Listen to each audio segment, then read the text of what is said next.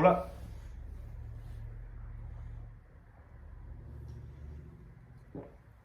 Aha, nah.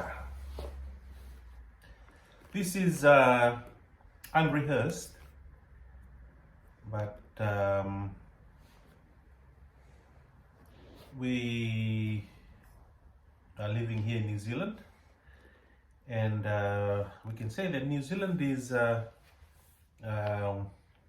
unique country in the sense that it fosters, it encourages the use of the mother tongue. Of all the different nationalities that have come to call New Zealand home, people from around the world, including us from the Pacific, we can say that New Zealand, Aotearoa, is very good in the fact that it encourages those of us who have or who are residing now in New Zealand and calling New Zealand home, encourages us to keep our language alive, and in return, or sorry, as part of that, we keep our heritage alive, our identity, and we are then able to pass it on to the next generation of those who have come to be here, our children, and who are growing up in Aotearoa. So big binaka pagalevu to Aotearoa. Now, keeping the language alive is a challenge. I'm sure you all agree. So how have we managed to face this challenge so that even though he speaks English, goes to school, mixes around with friends, and they are speaking English all the time, but at the same time he is able to retain the Fijian language.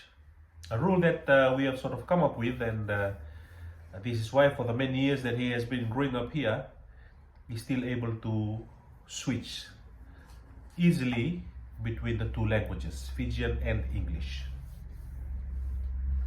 So as a rule, we keep it that as soon as we reach home, we speak Fijian. We go to work, he goes to school, it's English all the time. I'm sure you've all maybe heard or read that when we speak our language, we are not only speaking the language, but we are also thinking in the language.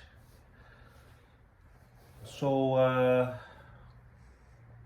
I see that he has kept that ability to be able to think easily in both languages and speak them at the same time as well. For example, when he wants to say something to me in Fijian, when he comes back from school, he's not struggling with that or whatever he wants to say. The concept is clear. So that means he's able to glide easily between what he has been thinking and speaking for the whole day while at school in the English language. When he comes home, it's easy for him to just sort of shut that out. It's like two boxes in brain, in the head. One is the English box and one is the Fijian box. So when he comes home, as soon as he reaches home, comes in through the gate, the English box the lid is shut down, and the Fijian one opens, and he's able to say whatever he wants to say in our language. When he has friends over and they're speaking English, if he wants to say something to me or to the mother, he just turns around and it just comes like that, automatic. He's not struggling. Even though he was just a few seconds ago, he was rattling off in English here. So then he's able to just switch in the mind. The concept is there in the Fijian, the words come out, and he's saying it. So where does that leave you, our friends, for those of you whose children have completely lost the mother tongue? Some of us, it's good that we say that our children are able to understand when we talk to them, but to speak it, now it has become difficult. So that's okay. We are different situations that we live in, different challenges. But as I said, this is unrehearsed, and coming up in the month of October, as I said, the New Zealand government encourages the use and the retention of mother tongue, of whatever language that people speak, their native tongue. So in October, the first week of October is our Fijian Language Week. And of course there are other language weeks for other languages as well. But in the first week of October, coming up this year, will be Fijian Language Week.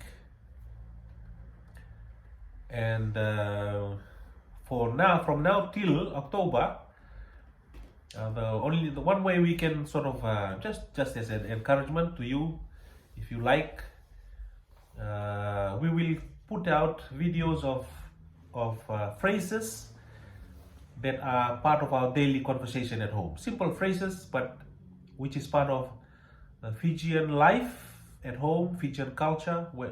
And it is the same whether we are here in New Zealand or whether we go back to our village in Fiji, in Vanuatu, or Kandavu, or Ovalau, where I am Vasutu. These phrases will always be part of our daily life in a Fijian home. So we will be putting out these simple phrases. So hope that that this will encourage you, encourage your children as well to use them, even though it won't be speaking sentences or being fluent in the language in the beginning.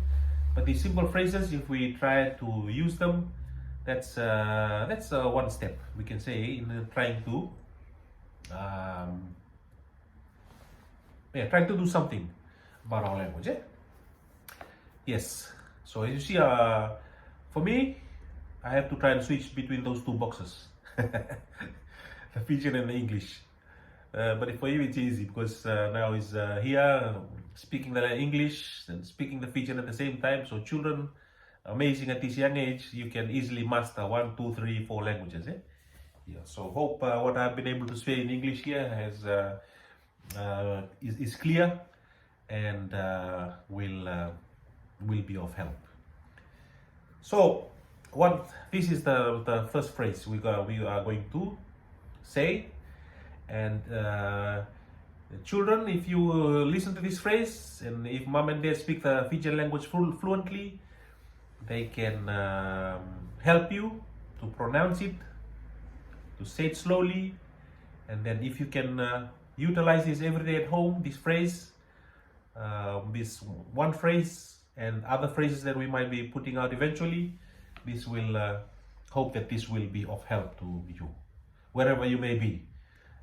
If you have moved away from our lovely, beautiful country, the islands in the sun of Viti.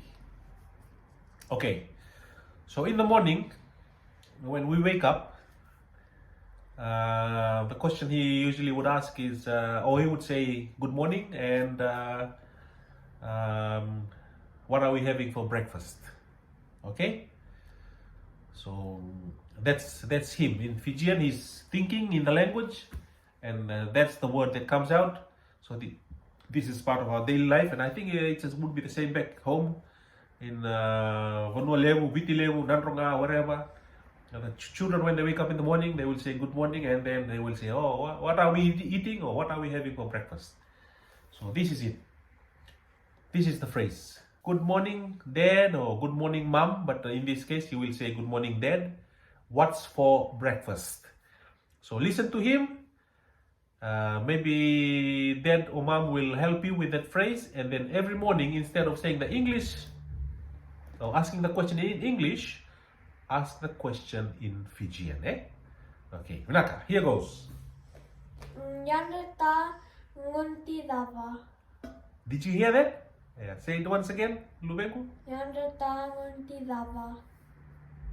Okay, and one more. Yan ratangun ti dava. You got that? Practice that. Like and subscribe, Minaka, and watch out for our next video.